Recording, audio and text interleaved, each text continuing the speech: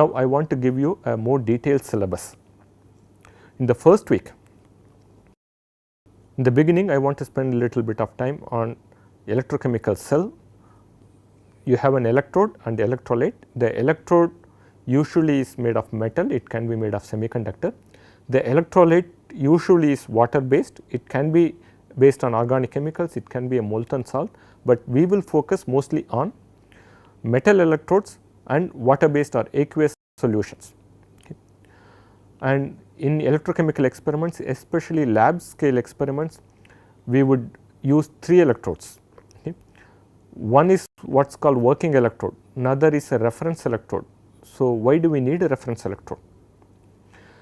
You use what is called a counter electrode. What is the need for a reference electrode and counter electrode? I want to describe those, and sometimes we add certain salts called supporting electrolytes, and what is the need of the supporting electrolyte?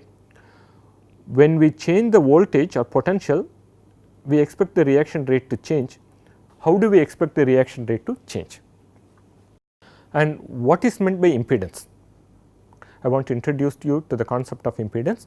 I want to discuss the impedance of a resistor, impedance of simple electrical elements such as capacitor, such as inductor, and the impedance of a circuit consisting of a series of capacitor, resistors, inductors, all these combinations.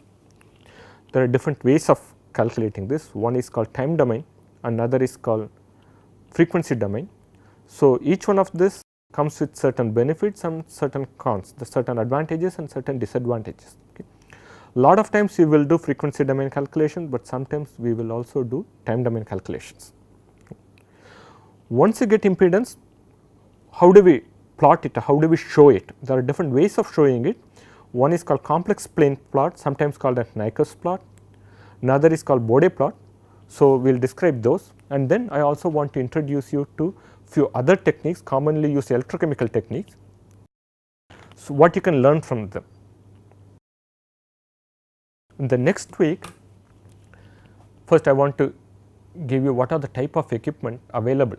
If you want to get impedance, you can use what is called FFT analyzer, you can use what is called lock-in amplifier. So, description of those and what are the advantages and disadvantages of using those. Okay. You can run the experiment in different modes. One is called potentiostatic, another is called galvanostatic. So, again, what are the implications of those? You can run the experiments in a Faraday cage. Sometimes it is possible to run it in a Faraday cage. And what are the things one has to do to get good quality impedance data? Okay. And the software usually gives you a choice of using single sign and multi sign. What are the implications of using the single sign, what are the implications of using the multi sign? Sometimes the manufacturer may not give you all the details. So, it is important for you to know what are the implications of choosing these options. And then a week on data validation. When you acquire impedance data and impedance spectrum, you have to check for the validity. Normally, we analyze the data assuming that the impedance is taken with small voltage or small current. Okay. Sometimes it is called small signal conditions. We run the experiment under steady state or sometimes under equilibrium and slightly perturb the system. When you slightly perturb the system responds. Here if I change the voltage, the response is current, the response is also expected to be small. And when we do this slight perturbation, we measure impedance usually assuming that the perturbation is small. Okay. And we also assume that the system is under steady conditions, steady state conditions. Now, it is possible to do certain test called Kramer-Kronig transform and verify that this response has come from a system which is satisfying the conditions of linearity, causality and stability. So, all the impedance spectra that you acquire should first go through this KKT validation. Okay. We want to show some examples of good quality data, poor quality data, data coming when the system is not stable, data coming when this perturbation is very large. Okay. Show you some examples. So, this is how to ensure that the data is valid, and when you actually want to implement this KKT, there are some difficulties. Okay. So, there are some difficulties in implementing the KKT, and there is way to overcome these difficulties using certain method, using a method called measurement model analysis.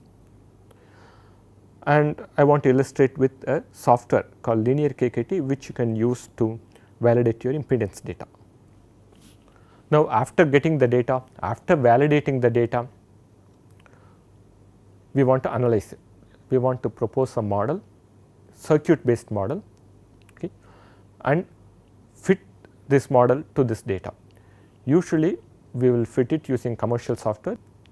You can also use free software, but in either case, it is good to follow certain well known practices or best practices. If you get a good fit, well and good. If you do not get a good fit for a given circuit, there are certain things you should do to ensure that you have done your best, and even then if it does not fit, you should go to a more sophisticated model. Okay. So, I want to go through different types of circuits one can use, how to extract the best fit parameter, how to choose the initial values. Sometimes you will get negative impedance. Okay. What is the meaning of negative impedance? How do we model data which comes with negative impedance? And sometimes different circuits will fit the data equally well, and these are called degenerate circuits. So, if you know what are the parameter values in one circuit, if you know what is the model parameter value in one model, you should be able to calculate the model parameter value in another model without actually fitting this data. Okay. So, we can see illustrations of those also. Then next sometime I want to spend on mechanistic analysis.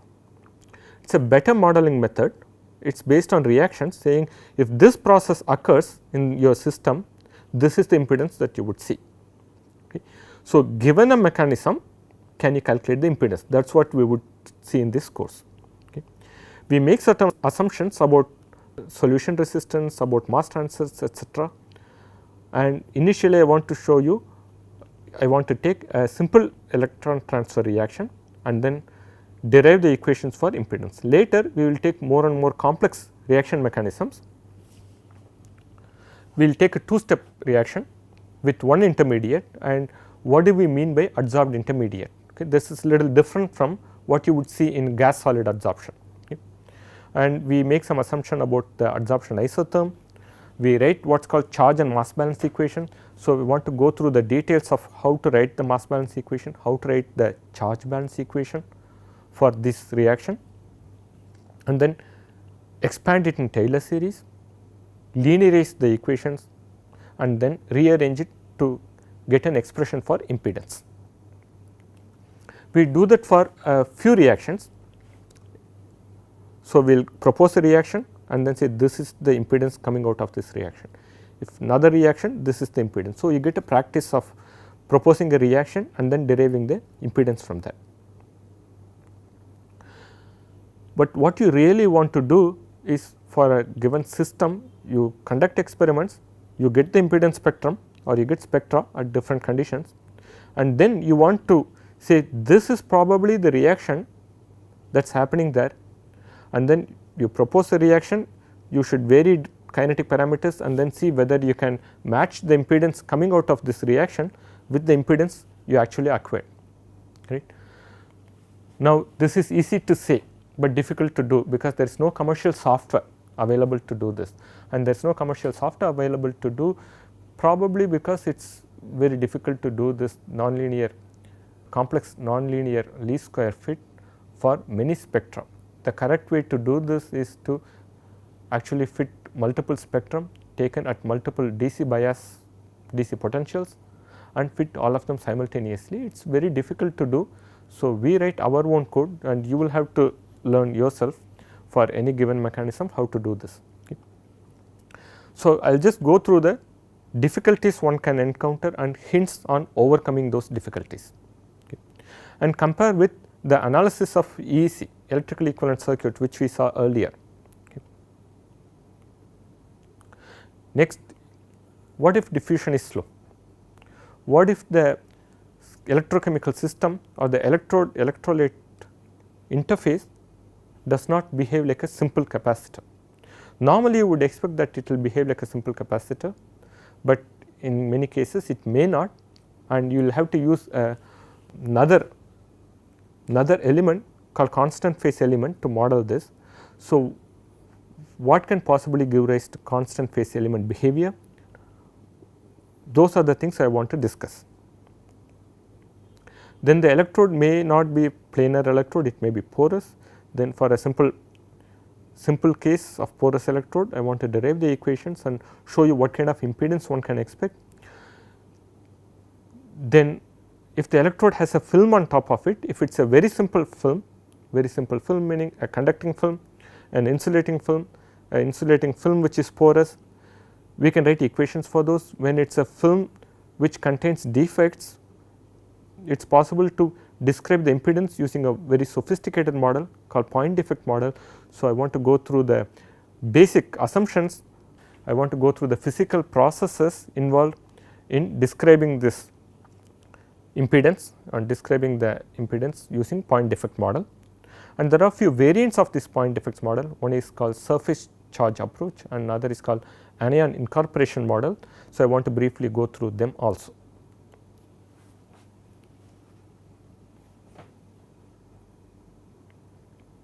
And then some examples. Okay.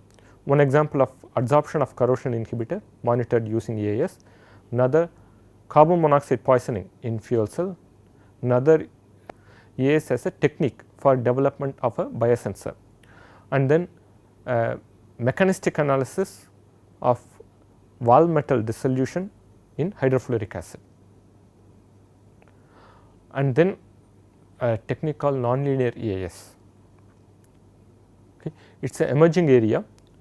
I want to spend some time giving you the theoretical background. There is not much of a literature, there is some literature on that, and you do not really have a book to describe. There are some books for EIS, I am not aware of any books specifically meant for nonlinear EIS. Okay. You can use analytical method, you can use numerical method, but if you want to work with complex reactions, probably numerical method is the only choice. In any case, I want to go through the mathematical background and illustrate an application of numerical method for a simple reaction and for two-step reaction. And it is possible to derive expressions for certain limiting cases, one case called charge transfer resistance, another case called polarization resistance, extended for nonlinear regime. So, I want to go through the derivation of the equations for those. Most of the time in the EIS course we would look at potentiostatic or pseudo potentiostatic application, but it is also possible to do experiments using galvanostatic method, and using this nonlinear EIS methodology we can predict what you would get if you are running the experiments in galvanostatic mode, whether it is for a small amplitude or for a large amplitude. Okay. Then I want to give some examples of analyzing the data if the data was acquired in a system which was not stable. If you have a solution resistance effect for fairly complex reactions, the earlier method of typical EIS does not work well, but if you use nonlinear EIS method you should be able to get an idea. Of course, nonlinear EIS method will take longer time, it is a time consuming effort, therefore, it is not used as commonly as standard EIS. Okay. But then it is good for you to know how to handle the situation when the amplitude is large. When you have large amplitude perturbation, large sinusoidal voltage, what would you expect to see in KKT? Will the KKT tell you that the data is from a system which is not linear? Under certain conditions it would tell, and certain conditions it would not tell. So, we will discuss those also. In nonlinear EIS, as of today, I do not think there is a commercial vendor who gives you a nonlinear EIS system, especially for higher harmonics. Okay. You can assemble different equipment and write your own program and get this data. So, I want to give you some idea or some information on the experimental aspects of the nonlinear EIS, and you can understand other techniques better using EIS and sometimes using nonlinear EIS. So, I want to give you an example where we were able to use a technique called linear polarization better after looking at the EIS data. Similarly, there is a technique called electrochemical frequency modulation, which is used to measure corrosion current, and after looking at the nonlinear EIS or after going through the nonlinear EIS, you can get a better perspective of EFM. Okay. That also I want to describe, and with that we will end the course. So, here you will get some more theoretical background and then some hints on experiments and some examples of how we can use this. So, with that the course will end.